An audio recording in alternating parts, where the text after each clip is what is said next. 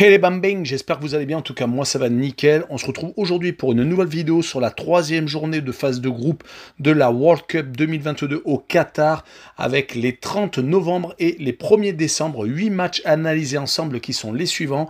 Lors du 30 novembre, il y aura le groupe C avec Pologne, Argentine et Arabie Saoudite, Mexique. Il y aura également le groupe D qui nous intéresse particulièrement, l'Australie contre le Danemark et la Tunisie qui jouera contre la France. Le 1er décembre, 4 matchs, le groupe E avec Costa Rica, Allemagne et Japon, Espagne avec énormément d'enjeux. Et le groupe F avec Croatie, Belgique et Canada, Maroc. Mais avant d'attaquer, n'hésitez pas à venir nous rejoindre sur le site VIP, l'adresse est sur l'écran et en description. Il y a 3 réseaux sociaux dans lesquels j'apparais, Telegram, Instagram et Twitter, où il y a une code safe et une code fun tous les jours. Et également en description, il y a l'adresse de BetWinner, le site de Paris Sportif, où il y a un code promo. N'hésitez pas à venir nous rejoindre. Un petit commentaire, un pronostic, un pouce pour faire remonter la vidéo. Et surtout, n'hésitez pas à vous abonner. On est au-delà des 12 200. Et on commence avec la Pologne contre l'Argentine. Les Polonais ont gagné leur dernière rencontre contre l'Arabie Saoudite 2-0 avec enfin un but de Lewandowski. Ils faisaient suite au match nul 0-0 contre le Mexique, donc ils ont toutes les cartes en main pour se qualifier en 8e de finale. Ils vont jouer contre l'Argentine qui va être obligée de faire un résultat car suivant le score dans l'autre partie, les Argentins peuvent être éliminés, ce qui serait une catastrophe pour Messi en tout cas. Regardons les derniers résultats des Polonais qui restent sur 3 victoires et un match nul sans encaisser de but entre les matchs amicaux et donc les 2 premières rencontres. Ils avaient battu le Pays de Galles en Ligue des Nations, ils avaient battu le Chili en match amical et donc l'Arabie Saoudite. Cela démontre depuis 4 matchs que leur défense est totalement hermétique, mais les Argentins vont se présenter en face et ils n'ont plus le choix. Après la défaite contre l'Arabie Saoudite lors de la première journée, ils se sont rattrapés avec donc la victoire 2-0 contre le Mexique avec un but de Messi, un nouveau but de Messi car c'est déjà son 2e. Avant cette Coupe du Monde, ils avaient réussi à faire beaucoup de clean sheets, gagnant par exemple 3-0 contre l'Honduras, 3-0 contre la Jamaïque et 5-0 contre les Émirats Arabes Unis. Mon pronostic sera donc une victoire 1-0 des Argentins avec le moins de 2,5 buts sur le match, une cote à 1,74. Et la seconde rencontre sera l'Arabie Saoudite contre le Mexique. Les Saoudiens avaient réussi l'exploit de battre les Argentins d'entrée de jeu, mais la défaite 2-0 contre les Polonais les ont fait redescendre de leur nuage. Hervé Renard, leur coach français, avait réussi à les surmotiver car avant la Coupe du Monde, leur résultat était assez moyen en match amicaux. Une victoire contre l'Islande, un match nul contre le Panama et une défaite 1-0 contre la Croatie. On peut tout de même remarquer qu'ils ne prennent pas beaucoup de buts. Ils vont jouer contre les Mexicains qui vont tout faire pour se qualifier, qui n'ont qu'un point sur les 2 premières rencontres, un 0-0 contre la Pologne et une défaite 2-0 contre l'Argentine. Avant cette Coupe du Monde, les matchs amicaux avaient donné 2 défaites contre la Colombie et la Suède et une victoire contre l'Irak. Malheureusement, sur ce match, je ne les vois pas gagner, je les vois faire match nul, un but partout. Et je vois le moins de 3 buts sur le match, une cote à 1,65.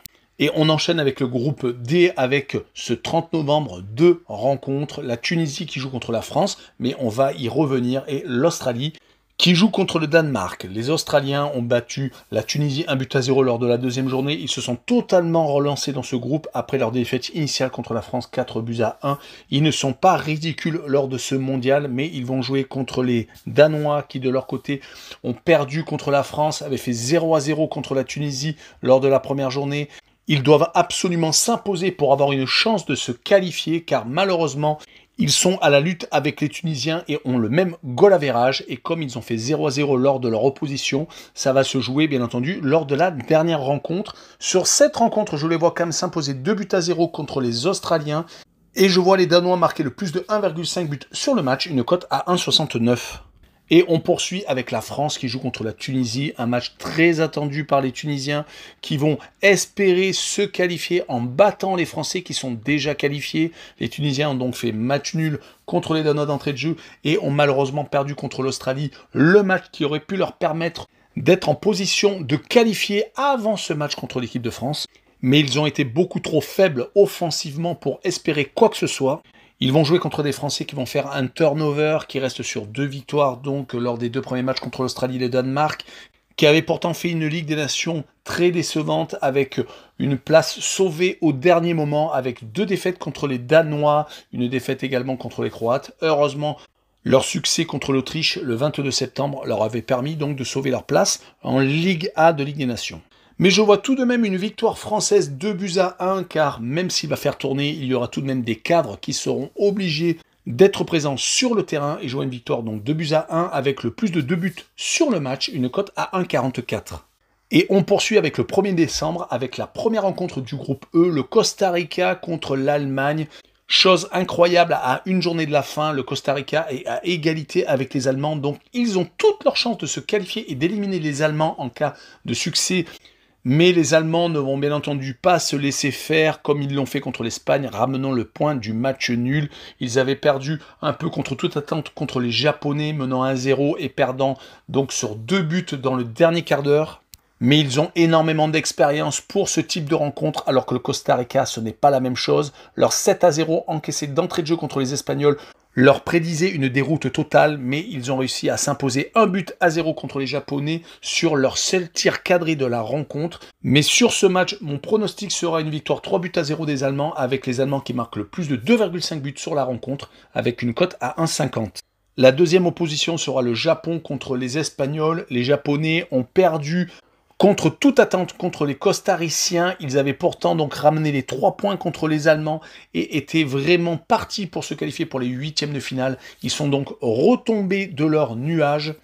C'est vraiment dommage car lors des matchs amicaux, ils avaient par exemple battu les États-Unis qui font une très belle Coupe du Monde. Ils avaient certes perdu contre les Canadiens mais avaient fait 0-0 contre l'Équateur.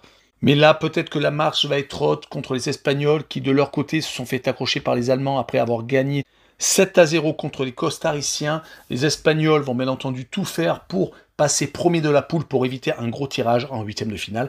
Rappelons qu'ils ont réussi à se qualifier pour le Final Four, battant le Portugal au Portugal lors des 5 dernières minutes, 1-0. Donc ils arrivaient avec plein d'ambition lors de ce mondial. Et c'est ce qu'ils sont en train de démontrer avec, pour moi, une victoire 2-0 contre le Japon, avec le moins de 3 buts tout de même sur le match, avec une cote à 1,66. Et on va finir avec ce 1er décembre et le groupe F, avec les Croates qui joueront contre les Belges. Les Croates ont tout en main pour se qualifier directement pour les 8e de finale, alors que les Belges, ça va être très compliqué. Les Croates avaient été accrochés d'entrée de jeu contre le Maroc 0-0, mais ont réussi à se rattraper contre le Canada, qui est pour moi l'adversaire peut-être le plus faible, quoique, même s'ils sont déjà éliminés avec 2 défaites, mais ils ont vraiment donné énormément de fil à retordre aux Belges, et bien entendu contre les Croates, car ils menaient tout de même 1-0 et ont totalement craqué sur la fin. En tout cas, les Croates sont vraiment favoris de ce groupe. Rappelons qu'ils sont qualifiés pour le Final Four de la Ligue des Nations. On fait de très bons résultats contre la France et le Danemark, entre autres. Ils vont jouer contre les Belges qui vont avoir la bave aux lèvres, qui ont gagné 1-0 à l'arrache contre le Canada et qui ont malheureusement perdu contre les Marocains 2-0. Il y a eu beaucoup d'incidents dans le pays entre des Belges d'origine marocaine et les forces de l'ordre. Il va falloir remettre donc tout en ordre pour que tout se passe bien après cette rencontre. Donc il va falloir qu'ils s'imposent, mais les Belges sont en perte de vitesse. La génération dorée est en train de perdre son dernier pari. Il y a eu tout de même le retour de Lukaku qui va peut-être redonner de l'espoir donc aux supporters belges. Rappelons que lors des derniers résultats, ils ont perdu contre les Pays-Bas en Ligue des Nations. Ils avaient également perdu contre les Égyptiens juste avant la Coupe du Monde. Mais sur cette rencontre, je les vois donc tout donner et gagner 2-1. Ça va sans doute surprendre beaucoup, mais je vois les deux équipes par contre marquer pour assurer le coup avec une cote à 1,77.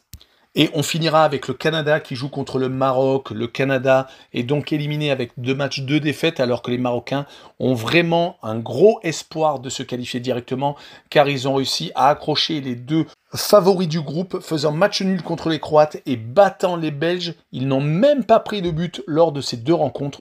Ça démontre vraiment une grosse solidité et lors des matchs amicaux, il l'avait déjà démontré avec un 0-0 contre le Paraguay par exemple et une victoire 3-0 contre la Géorgie.